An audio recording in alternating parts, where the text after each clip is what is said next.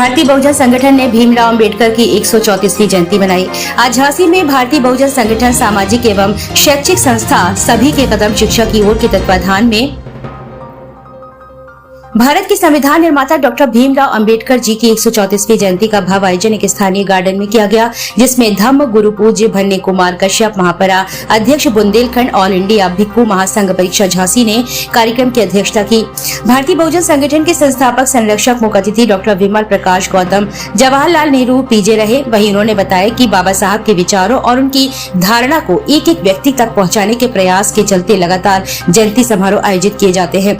वहीं उन्होंने बताया कि भारतीय बहुजन संगठन के द्वारा पिछले कई वर्षों से इस जयंती का आयोजन कर समाज को एक सूत्र में पिरोने और बाबा साहब के पदचिन्हों पर चलने का सभी से आह्वान किया।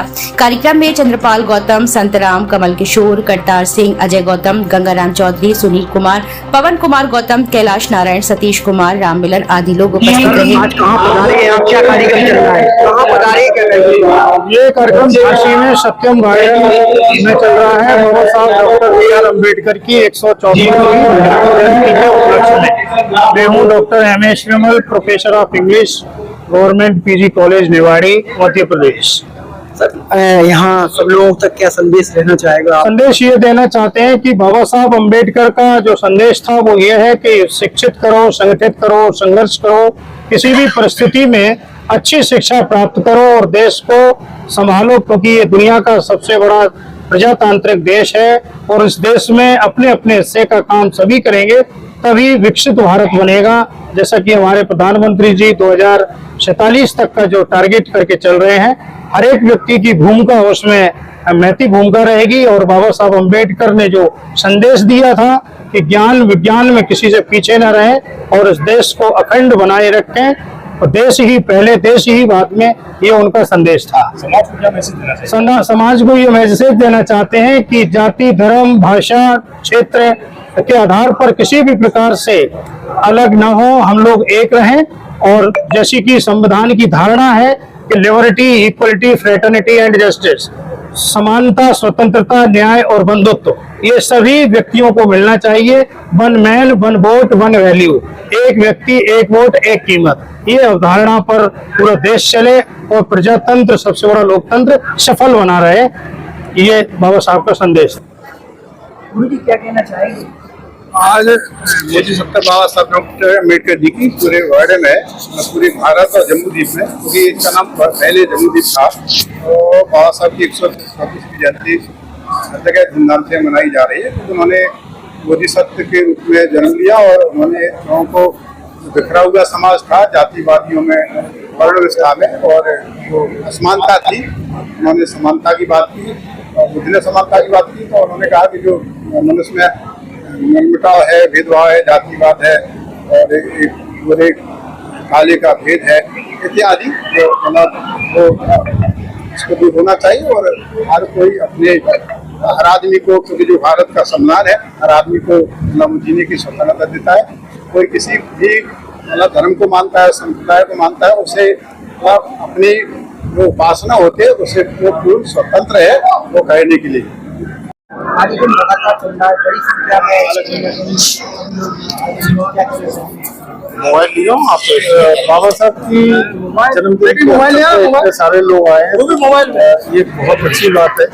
बाबा साहब जो परिकल्पना की थी कि संविधान लागू होने के बाद सारे लोगों को समता, समानता, बंधुता मिलेगी और अगर सारे लोग इस नियम पे चलेंगे तो देश की तरक्की होगी और ये देश खुशहाल होगा। यही बाबा साहब की परिकल्पना।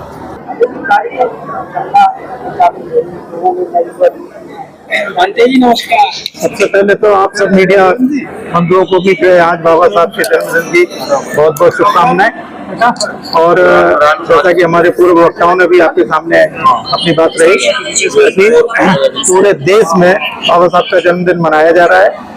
और बाबा साहब ने 1956 में बौद्ध धर्म ग्रहण किया था, इसलिए ये पूरा वर्ग बुद्धिस्ट वर्ग के नाम से भी जाना जाता है।